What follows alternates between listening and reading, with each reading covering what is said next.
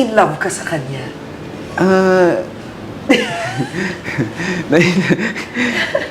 Alam naman ng lahat ng tao yan na talagang napahanga ako ni Kaka. But are you together in real life? No. Okay. Pero you do. Na in love ka sa kanya.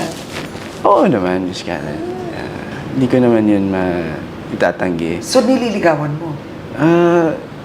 Ano kami ngayon? Friends.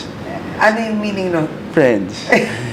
Ano, good morning, good night, I love you, ano ba? Minsan, good morning. Minsan lang. Minsan lang, Miss Karen. Pagka, morning, how are you? Ganun. Kasi you have a movie together. Yeah. Oo. But does it expand out of the movie, your relationship with Bianca? Yes, of course. Miss Karen, prior to the movie, paglabas namin ng bahay ni Kuya, parang di naman nagbago yung closeness namin. In fact, mas lalo kaming naging close. Mas lumawak yung mundo namin eh.